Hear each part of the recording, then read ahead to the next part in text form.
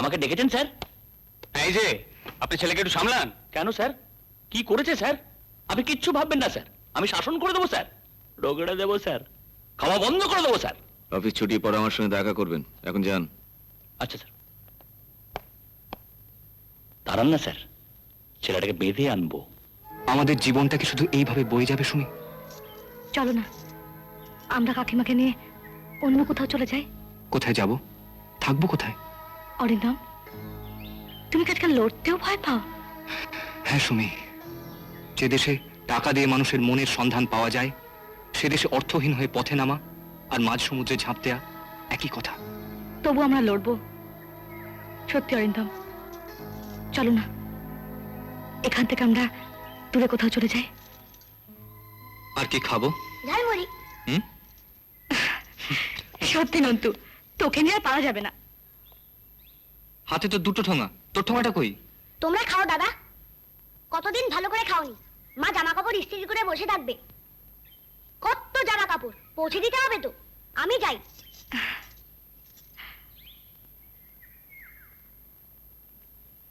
বাবা, আমার কথাটা শুনে চল। দেখ, আমাদের টাকা পয়সা দরকার। আচ্ছা, এই জন্য কি তোকে শিক্ষা দীক্ষা দিয়ে মানুষ করেছি? তুমি ঠিক বলেছো বাবা, তোমার পাপের পয়সা আমি লেখাপড়া শিখেছি, কিন্তু শিক্ষা কখনো পাপের হয় না। এবং সেই শিক্ষার জোরেই আমি বলছি, আমি মিথ্যের কারাগার ভাঙতে পারি, তোমাকেও ছাড়তে পারি, কিন্তু সত্যকে অন্ধকারে লুকিয়ে রাখতে পারি না। দারুণ ভালো লাগছে সুমি। যতক্ষণ থাকবো ততক্ষণই ভালো লাগবে, কিন্তু তারপর? তার আর কোনো পর নেই সুমি। আচ্ছা সুমি, আমরা গড়বার আগে ভাঙবার কথা ভাবি কেন? ভাঙা আর গড়া একসঙ্গে চলে বলেই। ভাঙা জিনিস দেখেই তো মানুষ গড়ার স্বপ্ন দেখে এসেছে। যেমনি আজ এখানে আমি তোমার সঙ্গে বসে দেখছি। সত্যি? হ্যাঁ, হ্যাঁ গো, সত্যি। অরিন্দম, কাল বৈশাখী ঝড় আসছে। সে তো আমার মনেও বইছে সুমি।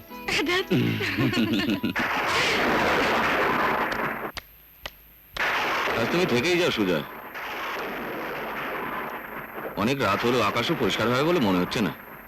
এই বৃষ্টি থামার তো কোনো লক্ষণ দেখছি না। হ্যাঁ, থেকেই যাও, কোনো অসুবিধা হবে না তো? হ্যাঁ হ্যাঁ, অসুবিধে আর কি। আর কদিন বাদেই তুমি আমার জামাই হবে। আজকেই তোমার বাবার সঙ্গে কথাবার্তা হলো। এই যে ম্যাডাম, এত রাত অব্দি কোথায় ছিলে? সুজয় বাবু, প্রশ্নটা নিশ্চয়ই আপনার। আরে না না, তুমি বিশ্বাস করো, আরে তুমি কি মনে করো বলো তো, আমার কি কোনো পার্সোনালিটি নেই? পার্সোনালিটি আপনার আছে নাকি?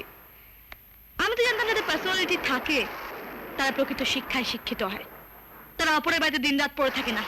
তোমার শিক্ষা কি তোমায় শিখিয়েছে এরকম রং চঙে পোশাক পরে রাস্তায় ঘুরে বেড়াতে?